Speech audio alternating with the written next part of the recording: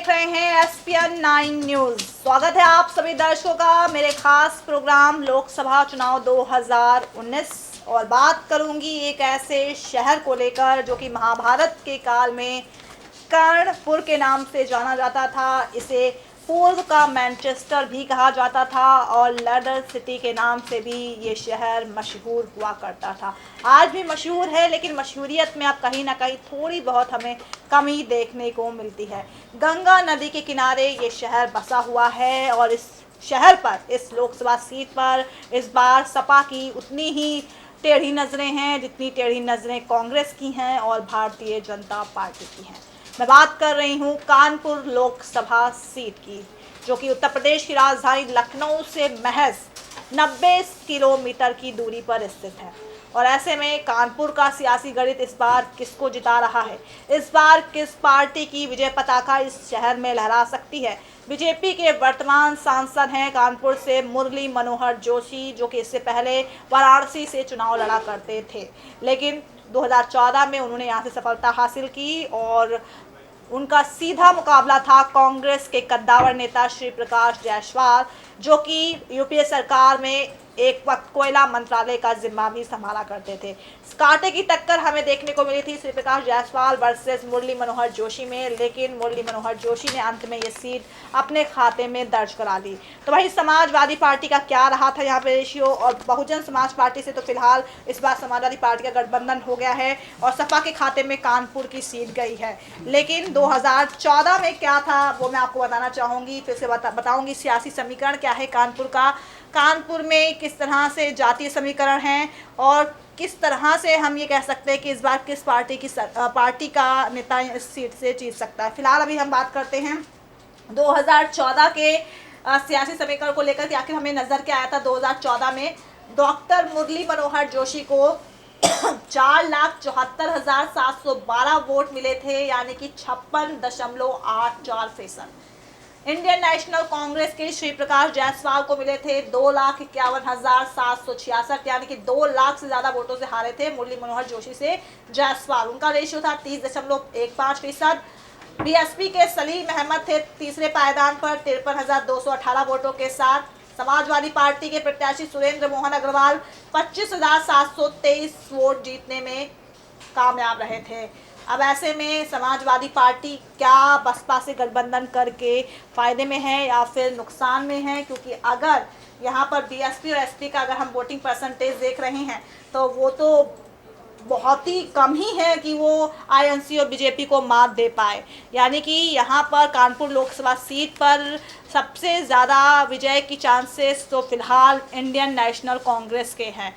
मैं इसलिए कह रही हूँ क्योंकि 2014 में मोदी लहर में भले ही कानपुर लोकसभा सीट से मुरली मनोहर जोशी जीत गए हों, लेकिन इससे पहले यहाँ पर कांग्रेस का 3 बार राज रह चुका है। और इस बार प्रियंका गांधी की लॉन्चिंग में लोकसभा सीट जो कानपुर की है उस पर भी राहुल गांधी ने सिंधिया को भी दारोमदार सौंपा है और ऐसे में उनका फोकस कानपुर लोकसभा सीट पर है। श्री प्रकाश जायसवाल का काम बहुत अच्छा कहा जाता है, लेकिन वो पता नहीं क्यों 2014 में शायद हार गए और जिस वजह से यहाँ से मुरली मनोहर जोशी को सांसद बनने का मौका मिल गया। लेकिन इस बार कहीं ना कहीं जो इशारे साफ हो रहे हैं कि कांग्रेस की इस बार वहाँ पर जीत पक्की मानी जा सकती है। अगर कैंडिडेट पे भी निर्भर करता है कि आखिर कैंडिडेट होता कौन है। वैसे पूरी तरह से बात तो यही कही जा रही है कि श्री प्रकाश जायसवाल को ही टिकट मिलेगा इस बार कांग्रेस की तरफ से। फिलहाल अगर बात करें हम समाजवादी पार्टी की, तो जिस तरह से यहाँ पर उसका हश्र देखने को मिल रहा है, 25,723 वोट मिले हैं, तो क्या ऐसे में अखिलेश यादव जो है चुनाव जिता पाएंगे? 2009 में भी सुरेंद्र मोहन अग्रवाल ही जीते थे, तब भी वो चौथे पायदान पर रहे थे। इससे पहले भी एसपी 2004 में एसपी तीसरे पायदान पर थी, तो 1999 में एसपी तीसरे पायदान पर थी, यानी कि एसपी तो यहाँ से जीत ही नहीं पाई है। ऐसी सीट मिल गई है उसको गठबंधन में, मतलब कानपुर से तो उसका खाता ही नहीं खुला है कभी। तो ऐसे में क्या इस बार समाजवादी पार्टी जीत पाएगी? ये बहुत मुश्किल है। यानी कि मायावती ने भले ही गठबंधन के तहत उनको सीट दे दी हो, लेकिन शायद ये सीट खिसक सकती है समाजवादी पार्टी के खाते से, क्योंकि यहाँ जब उसका खाता ही नहीं खुला है तो कैसे उम्मीद कर सकते हो खाता खोल सकती है, क्योंकि बाकी पार्टियां तो यहाँ पे राज कर चुकी हैं। चलिए बात करते हैं हम यहाँ पर सियासी समीकरण को लेकर कि आखिर क्या है कानपुर लोकसभा सीट का सियासी समीकरण। राम मंदिर आंदोलन, जिस तरह से राजनीतिक पृष्ठभूमि के बारे में बात करते हैं, कानपुर संसदीय सीट पर 17 बार चुनाव हो चुके हैं और कांग्रेस सीट पर महज 6 बार जीत का परचम लहरा चुकी है। बाकी 11 बार निर्दलीय और बीजेपी सहित अन्य पार्टियों ने जीत हासिल की है और पहली बार 1952 में हुए चुनाव में कांग्रेस के हरिहर नाथ शास्त्री ने सफलता हासिल की थी और 1957 में ये सीट दोबारा कांग्रेस के हाथ से निकल गई। और उसके बाद अगर बात करें यहाँ पर 1991 में जगतवीर सिंह ने पहली बार यहाँ से बीजेपी का परचम लहराया था। भाजपा ने 1996 और 1998 में यहाँ से जीतने में कामयाब रही थी और ये उनकी जीत मिली थी राम मंदिर आंदोलन के बाद। और कांग्रेस ने 1999 में लोकसभा चुनाव में श्री प्रकाश जायसवाल को उतारकर भाजपा के मजबूत रहे दुर्ग को भेदने में सफल रही थी। यानी कि भाजपा का एक वक्त कानपुर गढ़ रहा करता था और इसके बाद वो 2004 और 2009 में भी यहाँ से जीतने में कामयाब रहे थे, लेकिन 2014 के चुनाव में मोदी लहर में बीजेपी का इस सीट पर फिर से कब्जा हो गया। यानी कि कुल मिलाकर कांग्रेस 6 बार जीती है, बीजेपी सहित अन्य पार्टी ने भी हासिल की है जीत यहाँ पर, लेकिन सबसे ज्यादा यहाँ पर इंडिपेंडेंट लीडर ही जीते हैं। अब बात करते हैं सामाजिक ताना बाना की। 2011 की जनगणना के मुताबिक कानपुर की जनसंख्या है 22,26,317 और 100% जो आबादी है वो शहर में रहती है। एससी यहाँ पर 11.72% है, एसटी यहाँ पर 0.12% है। इसके अलावा ब्राह्मण, वैश्य, मुस्लिम मतदाता के अलावा पंजाबी वोटर भी अहम भूमिका निभाते हैं। और अब बात करते हैं कानपुर संसदीय सीट के साथ कितनी विधानसभा सीटें आती हैं। 5 विधानसभा सीटें आती हैं। इनमें गोविंद नगर है, सीसा मऊ है, आर्य नगर है, किदवई नगर है, कानपुर कैंट विधानसभा सीट शामिल है।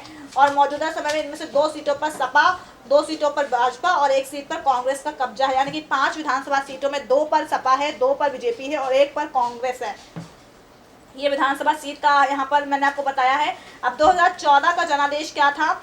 कानपुर संसदीय सीट पर टोटल जो वोटिंग हुई थी वो हुई थी 51.83% और बीजेपी के पूर्व अध्यक्ष मुरली मनोहर जोशी ने कांग्रेस के श्री प्रकाश जायसवाल को 2,22,946 वोटों से हराया था। और चुनाव में बीजेपी के मुरली मनोहर जोशी को 4,74,712 वोट मिले थे और कांग्रेस के 2,51,766 वोट पाने में कामयाब रहे थे श्री प्रकाश जायसवाल। बाकी मैं आपको बता चुकी हूँ बसपा का क्या हाल था और सपा का क्या हाल था। अब रिपोर्ट कार्ड पे बात करते हैं मुरली मनोहर जोशी को लेकर, क्योंकि अंत में बात इंसान के काम को लेकर होती है कि इंसान का काम कितना बेहतर रहा है।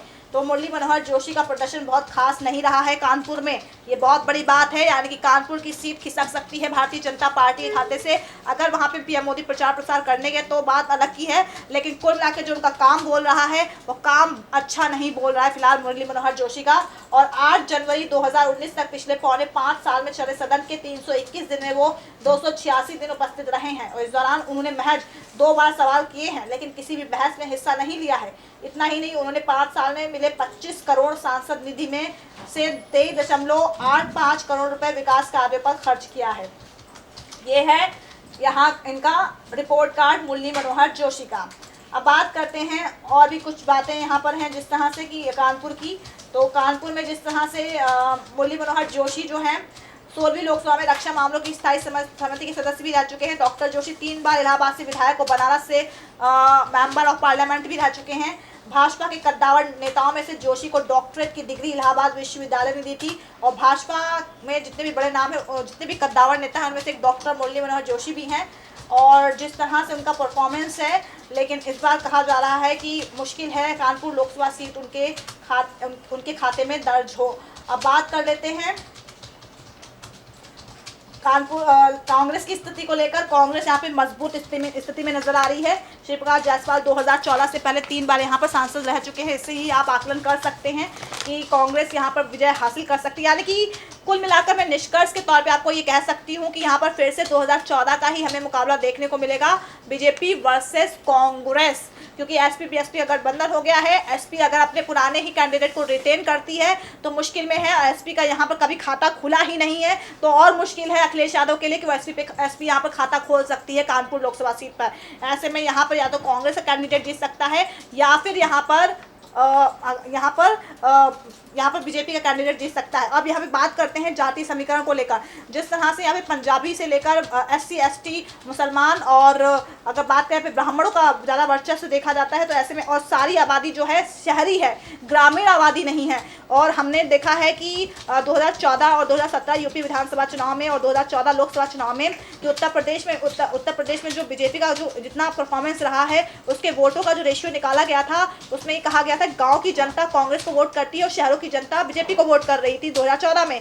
तो ऐसे में हम मान सकते थे 100% अगर वहाँ पे रेशियो शहरी है तो जाहिर सी बात है वहाँ पर कम से कम शहरी जो मतदाता हैं वो बीजेपी के पक्ष में वोट दे सकते हैं। और अब तो वहाँ पर अब तो सियासी गणित इस तरह से बदला है कि आप खुद देखिए, जैसा कि पुलवामा बदला लिया गया क्योंकि सियासी दृष्टिकोण बहुत बदल गए हैं। पहले हम बीजेपी के पक्ष की बात नहीं कर सकते थे, लेकिन एकाएक जैसे यहाँ पर वक्त बदला है, पुलवामा बदला लिया गया है, अभी आगे कुछ और भी मोदी सरकार कर सकती है पाकिस्तान के खिलाफ। तो ऐसे में उसका असर भी हमें लोकसभा सीट पर देखने को मिल सकता है। हो सकता है बहुत प्रचंड बहुमत से भी सरकार बन सकती है, हो सकता है एवरेज रिस्पांस भी हो सकता है, या हो सकता है कि फिर से वही पुराना हमें रिस्पांस देखने को मिले जो 2014 में मिला था, या फिर नतीजे और भी उलट हो सकते हैं जो कि हमारी उम्मीदों से परे हो सकते हैं। अच्छे भी हो सकते हैं और बुरे भी हो सकते हैं और एवरेज भी हो सकते हैं। लेकिन हाँ, कुल मिलाकर कानपुर लोकसभा सीट पर सीधे एक बात कह रही हूँ मैं कि यहाँ पर बीजेपी वर्सेस कांग्रेस का ही मुझे ज़्यादा डंका बसता हुआ नजर आ रहा है। दोनों के बीच कांटे का मुकाबला हुआ। एसपी कहीं भी ठहर नहीं रही है। अखिलेश यादव अगर अपने पुराने कैंडिडेट को यहाँ पर उतारते हैं तब भी यहाँ पे एसपी कभी भी जीत नहीं पाई है। तो बहुत मुश्किल है समाजवादी पार्टी के लिए कानपुर लोकसभा सीट जीतना। और ऐसे में अब मैं बात करी तो कानपुर कॉन्स्टिट्यूंसी का कुछ जिक्र कर देती हूँ। 1957 से लेकर यहाँ पे आईएनडी इंडिपेंडेंट का ही राज रहा है। तो ऐसे में और जिस तरह से यहाँ पे सीट में हम जैसी पार्टी भी राज करने में यानी कम्युनिस्ट पार्टी जिस तरह से यहाँ पे राज कर चुकी है, तो आप खुद समझ सकते हैं कि सपा यहाँ पर राज नहीं कर पाई है, जबकि क्षेत्रीय पार्टी है। बहुत मुश्किल है इस बार कानपुर की सीट। कुल मिला के समाजवादी पार्टी कानपुर लोकसभा सीट पर तो फिलहाल जीत नहीं दर्ज कर पाएगी। और वोटिंग परसेंटेज तो यही बयां कर रहे हैं जो मैंने आपको आंकड़े बताए हैं, उसका पूरे खिलाफ जा रहे हैं समाजवादी पार्टी के। यानी कि कुल मिलाकर बीजेपी वर्सेस कांग्रेस का हमें यहाँ पर मुकाबला देखने को मिलेगा। और रही बात कैंडिडेट की, तो यहाँ पर बीजेपी ने जिस तरह से यहाँ पर अगर मैं बात करूँ तो बीजेपी ने हमेशा यहाँ पर जो अपने कैंडिडेट उतारे हैं वो ज़्यादातर सवर्ण समुदाय से ही उतारे हैं। बीजेपी ने यहाँ पर जितने भी कैंडिडेट उतारे कानपुर में लोकसभा सीट को लेकर सवर्ण उतारे हैं। बीएसपी का थोड़ा सा यहाँ पे हमें बदला हुआ नज़ारा देखने को मिला, लेकिन जो है बीजेपी का सवर्णों पर ही ज़्यादा जोर रहा है। और कांग्रेस का तो फिलहाल जायसवाल यानी कि श्रीप्रकाश जायसवाल पे ही जोर रहा है, वो भी सवर्ण समुदाय से ही आते हैं। तो ऐसे में देखना होगा कि किस तरह से इस बार वही चीज़ें होती हैं या फिर इस बार जाति समीकरण कुछ बदलता है। लेकिन हाँ, कुल मिलाकर हम ये कह सकते हैं कि जिस समाजवादी पार्टी ने यहाँ पर बनिया समुदाय के टिकट दिया था, क्योंकि यहाँ पे बनियों की अच्छी खासी एक बात कही जाती है कानपुर में, तो और श्रीप्रकाश जायसवाल भी बनिया समुदाय से ही हैं। और समाजवादी पार्टी जो सुरेंद्र मोहन अग्रवाल वो भी बनिया समुदाय से हैं। लेकिन बीजेपी ने यहाँ पर ब्राह्मण समुदाय पर ब्राह्मण नेता पर वोट टिकट दिया था।